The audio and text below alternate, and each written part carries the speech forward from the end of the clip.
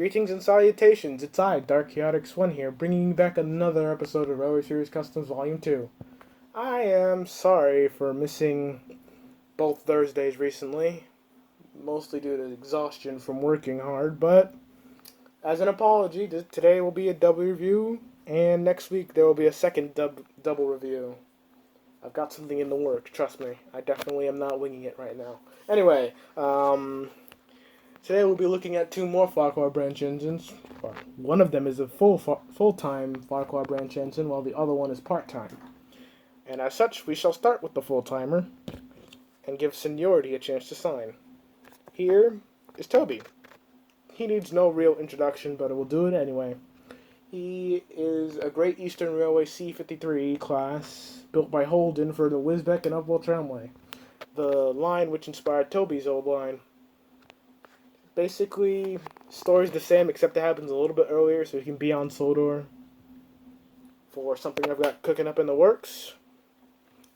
In terms of design-wise, he's basically taking a lot of inspiration from his Whaler Series counterpart, except for the radio here. But I have given him a mustache, because I feel like nobody really goes for adding facial features on most of the engines.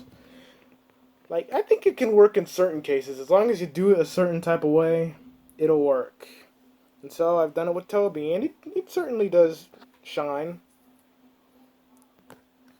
But yeah, he's got a black cab roof.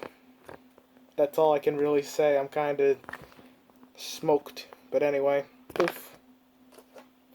Disrespect. Anyway, next on to the part-timer. This is Rosie, USA dock tank, built by Howard G. Hill for the Second World War. So as you can imagine, that basically explains her origins right away. She was built for the war, and she ended up on Sodor working in the docks. In terms of where she's stationed at Tidmouth Harbor. Reason being, I feel like the class is better suited for harbor environments, not just a giant normal station. You know what I'm saying? But anyway, basically the reason why she's a part-time Farquhar engine is because she runs trains from Tidmouth Harbor up to Farquhar frequently. Because at Tidmouth Harbor, much like at most major stations, there will be more than one shunter, meaning that the work doesn't get not too stressful, but not too light. But anyway, aside from that rambling, in terms of livery, given her red rods, tried to get the best of the valve gear as I could basically punctuate here. I've basically highlighted the red by adding a black lining,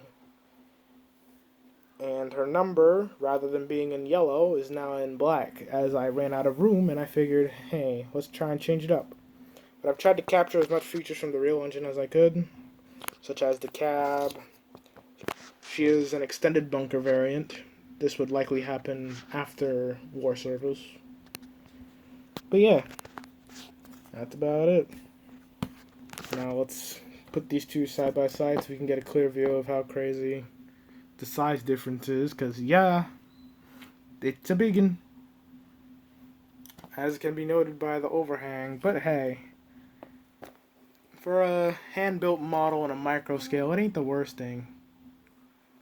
Now anyway, with that being said, I think it's about time we had some closure on this episode. So this has been Dark Chaotic 1.